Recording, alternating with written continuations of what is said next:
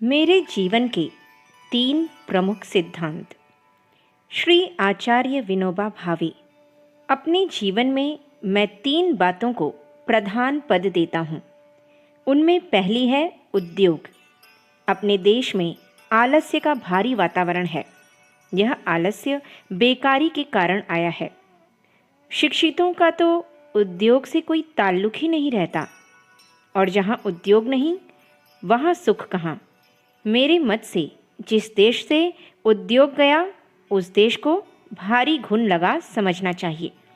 जो खाता है उसे उद्योग तो करना ही चाहिए, फिर वह उद्योग चाहे जिस तरह का हो।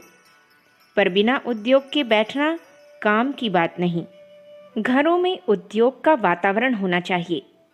जिस घर में उद्योग की तालीम नहीं है उस घर के लड़के जल्दी ही घर का नाश कर देंगे। संसार पहले ही दुखमय है। जिसने संसार में सुख माना है उसके समान भ्रम में पड़ा और कौन होगा। रामदास जी ने कहा है, मूर्ख मांझी परम मूर्ख, जो सांसारी मानी सुख। अर्थात वह मूर्खों में भारी मूर्ख है जो मानता है कि इस संसार में सुख है। मुझे जो मिला दुख की कहानी सुनाता ही मिला। मैंने तो तभी से यह समझ लिया है, और बहुत विचार और अनुभव के बाद मुझे इसका निश्चय हो गया है।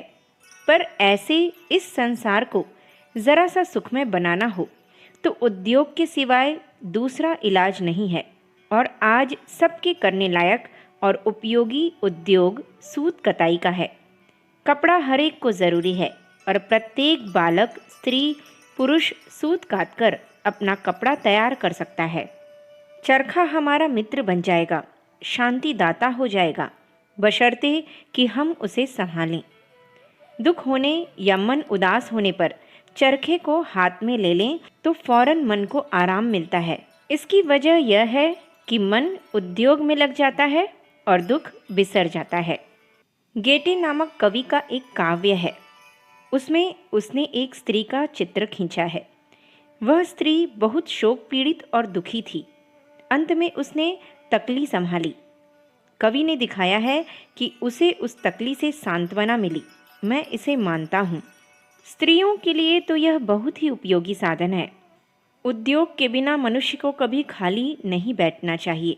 आलस्य के समान शत्रु नहीं है। किसी को नींद आती हो तो सो जाए, इस पर मैं कुछ नहीं कहूँगा, लेकिन जाग उठने पर समय आलस्य में नहीं बिताना चाहिए।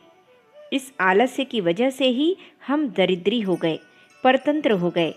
इसीलिए हमें उद्योग की ओर झुकना चाहिए। दूसरी बात जिसकी मुझे धुन है वह भक्ति मार्ग है। बचपन से ही मेरे मन पर यदि कोई संस्कार पड़ा है तो वह भक्ति मार्ग का है। उस समय मुझे माता से शिक्षा मिली। आगे चलकर आश्रम में दोनों वक्त की प्रार्थना करने की आदत पड़ गई, इसलिए मेरे अंदर वह खूब हो गई।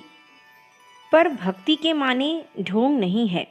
हमें उद्योग छोड़कर झूठी भक्ति नहीं करनी है।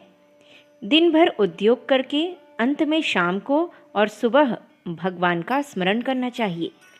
दिन भर पाप करके, झूठ बोलकर, लबारी लफाजी करके प्रार्थना नहीं होती, वरन सत्कर्म करके दिन भर सेवा में बिता करके वह सेवा शाम को भगवान को अर्पण करनी चाहिए।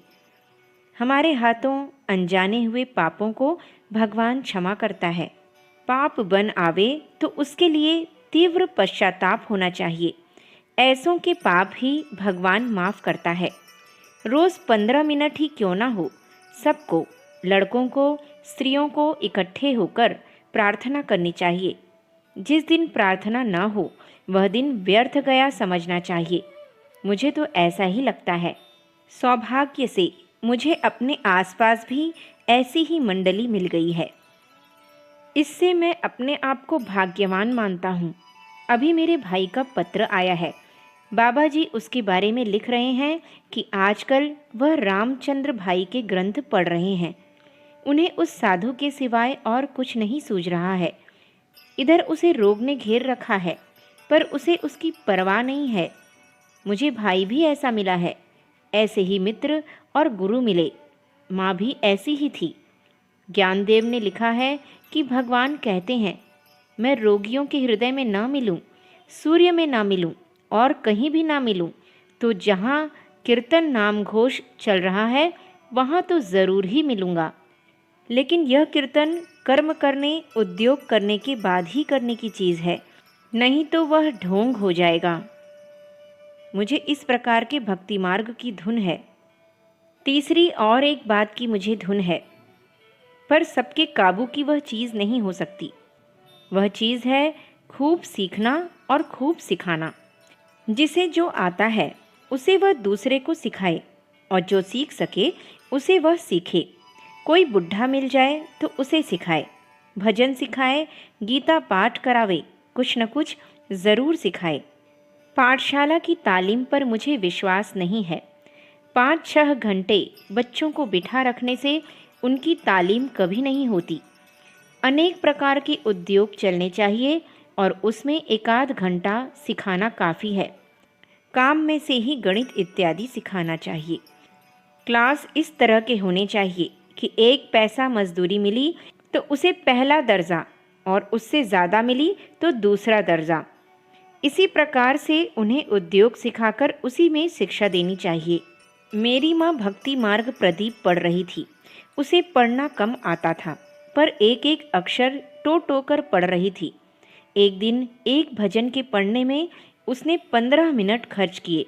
मैं ऊपर बैठा था, नीचे आया और उसे वह भजन सिखा दिया और पढ़ा कर देखा।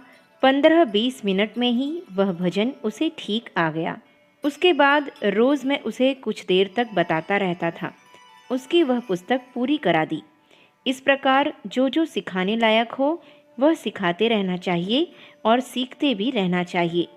पर यह सबसे बन आने की बात नहीं है, पर उद्योग और भक्ति तो सबसे बना सकती है। उन्हें करना चाहिए, और इस उद्योग के सिवाय मुझे तो दूसरा सुख का उपाय दिखाई नहीं देता है। अखंड ज्योति, जून सन 1952, पृष्ठ संख्या 4-5। हमारे YouTube चैनल विचार क्रांति दूत अखंड ज्योति पत्रिका को सब्सक्राइब करें एवं अगली वीडियोस प्राप्त करने के लिए बेल आइकन दबाएं। धन्यवाद।